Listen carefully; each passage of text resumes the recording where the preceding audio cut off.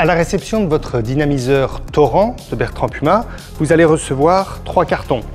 Le dynamiseur lui-même et 2 cartons pour le consommable. À l'intérieur, il y a des bidons de consommables qui serviront à charger et ensuite recharger lorsque ce sera nécessaire.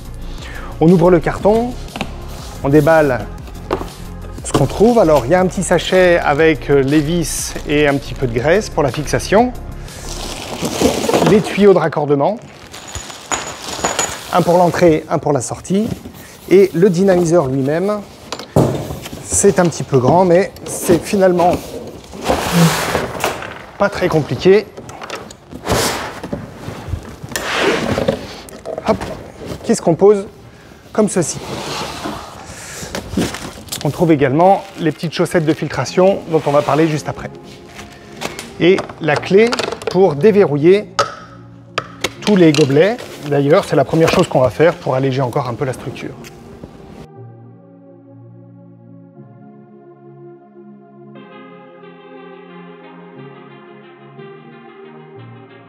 On retrouve bien le système de filtration lui-même, donc c'est la chaussette dont je viens de parler, qui va pouvoir se changer régulièrement.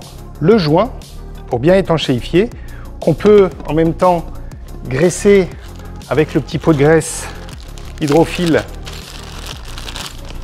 qui est situé dans le petit sachet, d'accord, pour bien l'humidifier pour pas qu'il sèche si d'aventure il devait sécher.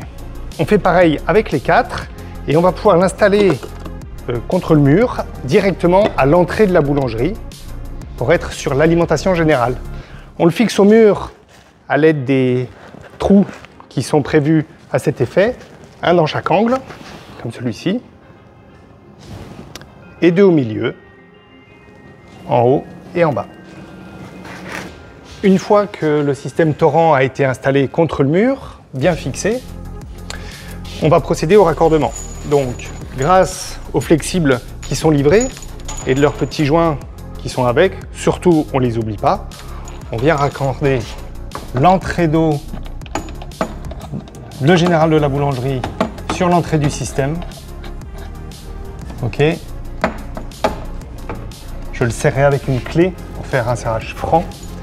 Et de la même manière, avec le même petit joint, la sortie du système qui va ensuite emmener vers les tuyaux en général de la boulangerie.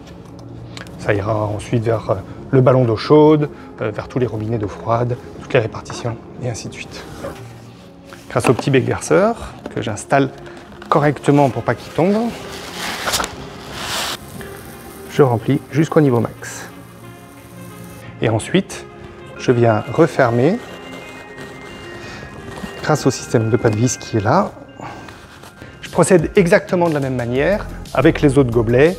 Une fois que j'ai rempli mes 3 gobelets, je vais mettre un tout petit peu de graisse hydrophile sur les joints pour être sûr qu'ils ne sèchent pas, qu'ils soient bien entretenus. Voilà, je le dépose tout simplement avec le doigt, hein. Pas de souci.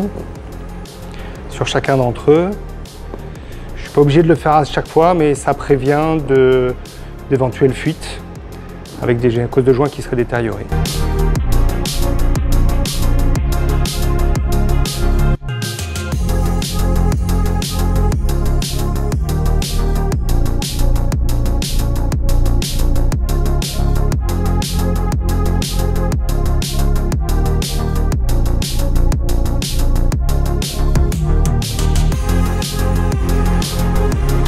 Voilà, mon système est monté. Je vais pouvoir remettre en eau et réouvrir. Donc, je ferme la vanne ici et j'ouvre pour faire rentrer l'eau dans le système. Dès que je vais tirer, ça va se remplir.